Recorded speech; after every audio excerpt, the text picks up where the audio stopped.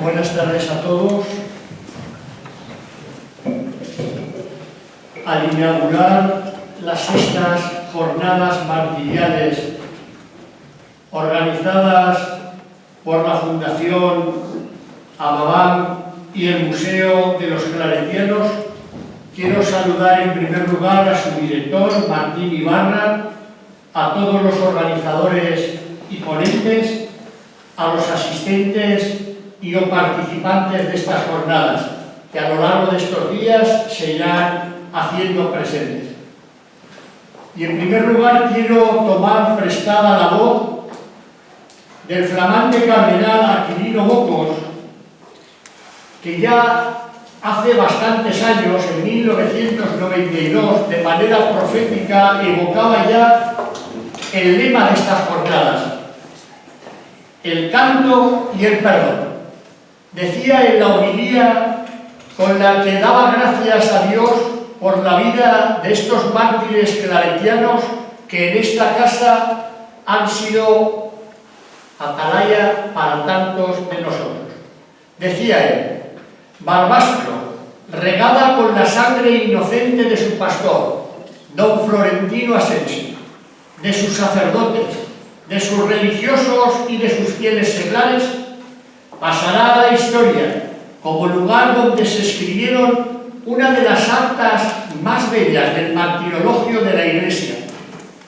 Su nombre será paseado por los 5 continentes, como así yo he sido testigo de ello, cuando tantas veces me encuentro con otros obispos de otros lugares y cuando te preguntan: ¿y usted de dónde es? Y uno casi con temor y temblor diciendo: ¿para qué le voy a decir de dónde soy si no va a saber dónde está? Y de repente te dicen: ¡ah, Barbastro, donde los mártires! Y uno os confiesa que se le quiebra la voz.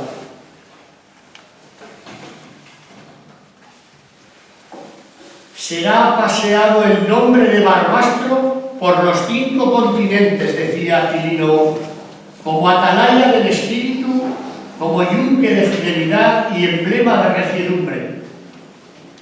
La glorificación de estos mártires hace que Barbastro no sea ya recordada como altar del sacrificio, sino sobre todo como cátedra elocuente que enseña a morir de pie entre el canto y el perdón, justo las 2 palabras mágicas que van a ser objeto pues de, diría yo, hermosas y profundas reflexiones a tenor del cartel de espadas de primera que ocurren en estas jornadas.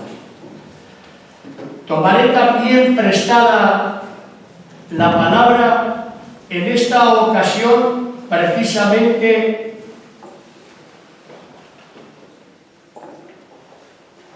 de otro insigne de la Iglesia, San Ambrosio. Y me diréis: ¿y a qué viene? Efectivamente, Barbastro ha sido una diócesis martirial, no solo hace 40 años. Algunos de los aquí presentes tuvimos la oportunidad de celebrar en Tella hace unos días precisamente un acontecimiento singularísimo. 1000 años. El 13 de octubre celebrábamos de la consagración de una ermita allá perdido en lo más profundo del Pirineo, precisamente consagrada a los mártires Juan y Pablo. ¿Cuál no ha sido mi sorpresa cuando uno precisamente ha ido a desentrañar y se da cuenta de que no se trata de los apóstoles, que se trata precisamente de 2 centuriones de la Guardia Romana que mueren mártires y enterrados precisamente en Roma? Y aquellos peregrinos de Tella que algún día llegaran hasta Roma y en el Monte Celia precisamente encontraran aquella iglesia donde reposaban los restos de Pablo y de Juan, los tomaran como emblema y como patronos de su pueblo. Aquel 13 de octubre celebrábamos en Tella el milenario de la consagración de estos mártires, Juan y Pablo. Como dos oficiales del ejército romano, asesinados el 26 de junio por Terenciano, capitán de la guardia del emperador Juliano el Apóstata, en el 362 pudieron ser venerados en Tella. Lo dejo para los historiadores y para los científicos.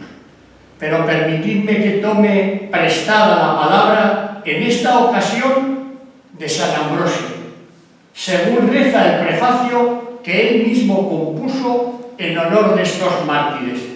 Y dice así: qué hermoso y agradable espectáculo ofrecen los hermanos cuando viven unidos, porque estos dos hermanos, Juan y Pablo, semejantes en naturaleza por ser hijos de una misma madre, estuvieron unidos también en la profesión de una misma fe. Unidos murieron padeciendo el mismo martirio, y unidos siguen en el cielo gozando de un mismo premio y disfrutando de la misma amistad del Señor.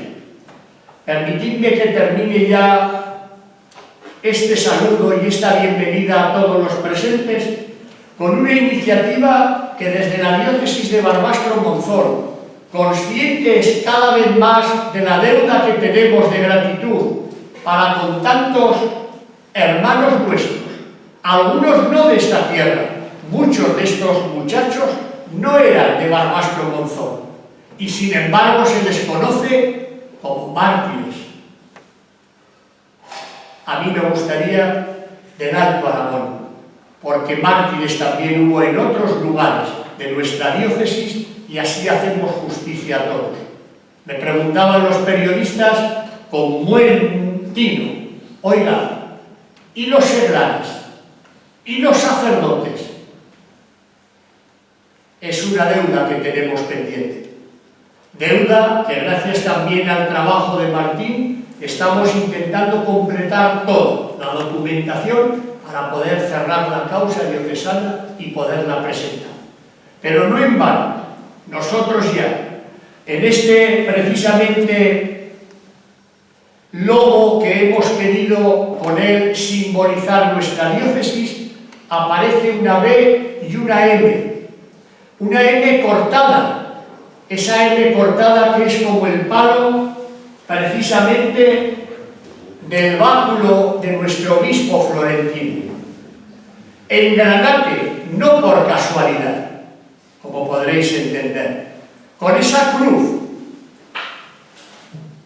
que tiene el estigma, porque la razón de estos hombres no fue sino la fe lo que les llevó a dar la vida, para que Cristo reinara en el corazón de cada uno de ellos.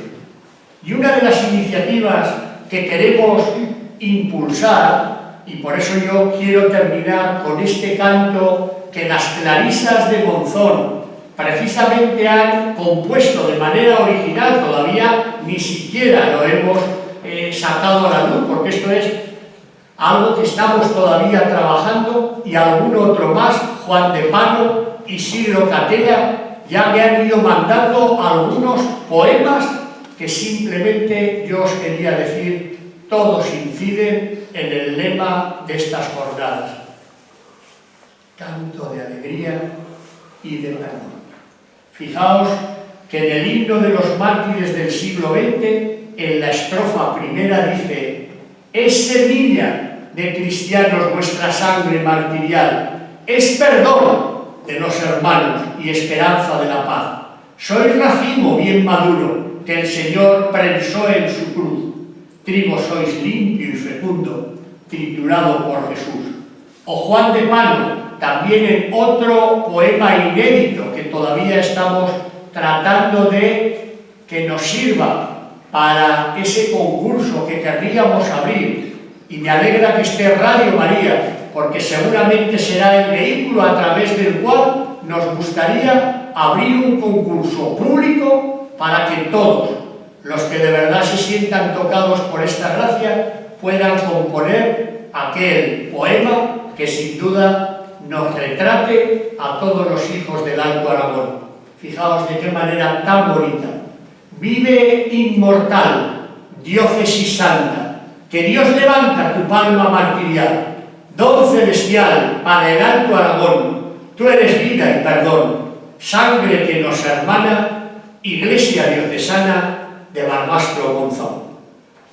Gracias, terminamos, si os parece, a modo de oración y plegaria con esta canción que vais a escuchar por primera vez y que todavía nosotros no hemos...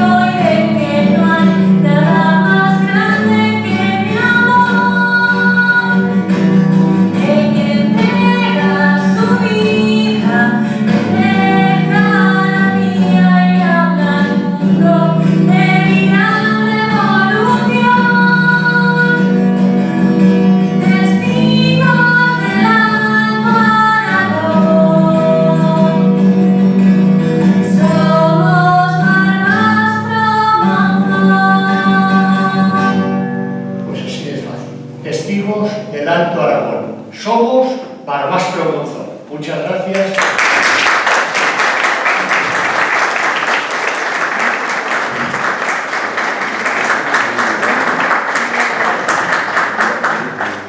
Muchas gracias, don Ángel, por haber querido estar con nosotros inaugurando estas sextas jornadas martiriales de Barbastro.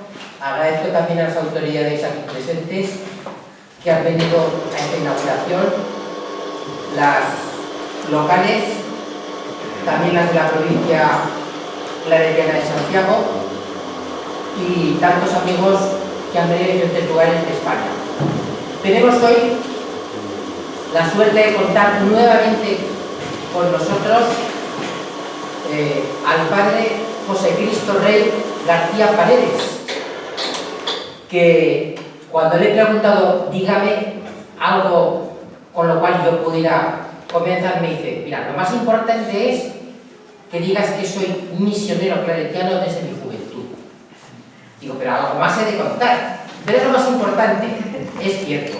Y próximamente va a cumplir sus bodas de oro sacerdotales. Además, hay que decir que ha estado viviendo con temporadas más o menos largas, además de en España, en Brasil, Filipinas, India o China. Es catedrático de Teología de la Vida Religiosa en el Instituto de Teología de Vida Religiosa, que está unido a la Universidad Pontificia de Salamanca. Y como lo importante es que ustedes le escuchen, directamente ya le voy a hacer la palabra. Muchas gracias.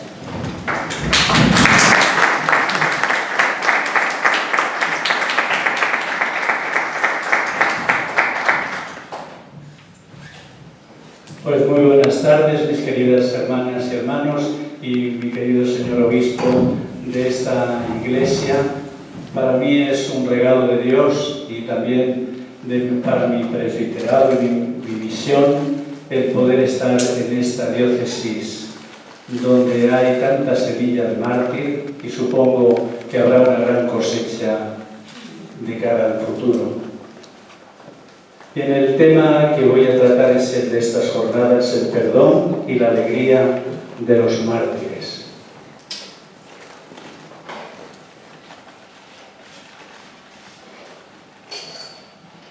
Bien, voy a dividir mi reflexión en tres partes, una introducción, luego en segundo lugar los hechos, una referencia a los hechos que nos hablan de perdón y de alegría.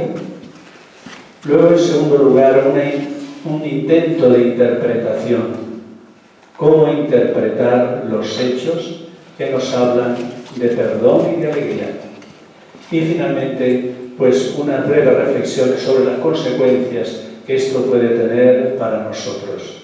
Hechos, interpretación y consecuencias.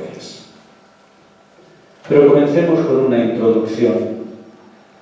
Tienen ustedes pues la dicha de pertenecer a una iglesia que toda ella, con sus formas de vida diferentes, ministerio ordenado, vida consagrada, laicos, recibieron una gracia paradójica, la gracia de un martirio fecundo y al mismo tiempo numeroso.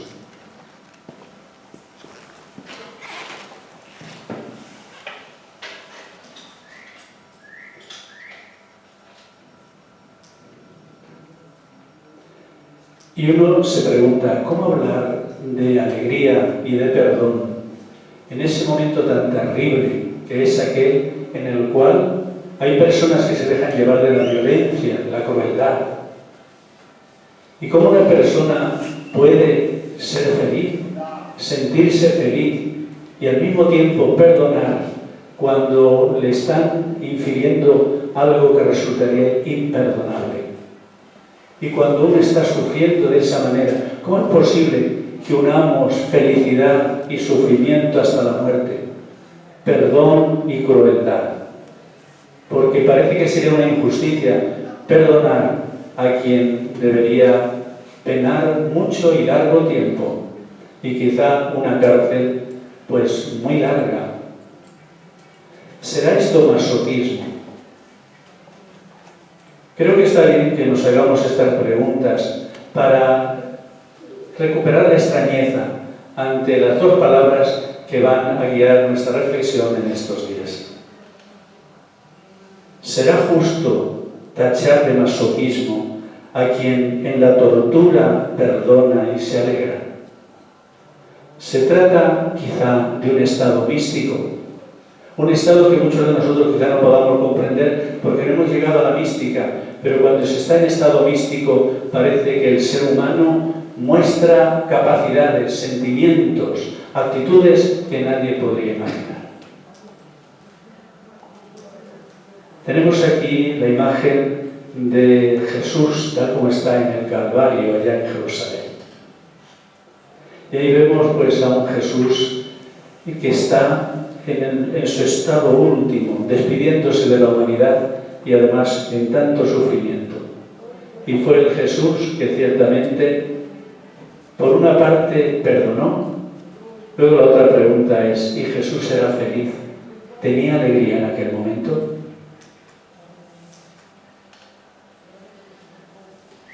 Quisiera también hacer de introducción dos menciones. La mención de una gran filósofa política, de la política, Hannah Arendt. Esta mujer judía, que después del Holocausto trató de interpretar lo que estaba sucediendo y de ofrecer a la humanidad cauces para salir de ese atolladero en que se habían metido con la guerra mundial, con la Segunda Guerra Mundial, con la persecución de los judíos. Y ella escribió esto en su libro La condición humana.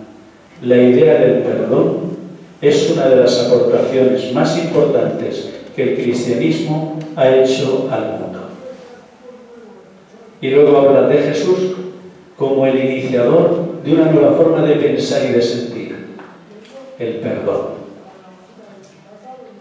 El perdón es la clave de la acción y la libertad. Ella no era cristiana, pero sin embargo percibió como mujer judía, filósofa y pensadora, que había una clave política para salir del atolladero de las dos guerras mundiales. Y Ginger Moltmann, Miroslav Volf, un teólogo protestante, le hizo una entrevista a Ginger Moltmann. Y en aquella entrevista le hizo preguntas muy interesantes y le dijo: usted hace 40 años, o 50 años sería ahora, usted hace 40 años escribió un libro sobre la esperanza. Si usted hoy tuviera que volver a leer, a escribir ese libro, lo escribiría exactamente igual. Y él respondió así: hace 50 años yo me decía, ¿cómo cantar un cántico del Señor en tierra extranjera? Era el momento en el cual el existencialismo también nos decía que somos seres para la muerte, que la angustia es el estado mejor para entender la realidad. Y sin embargo hoy, responde Moltmann, hoy mi pregunta sería, ¿cómo cantar un cántico del Señor en el inmenso espacio de su presencia? Es decir, si en algún tiempo nos parecía que esta tierra no era el lugar donde Dios habita, daba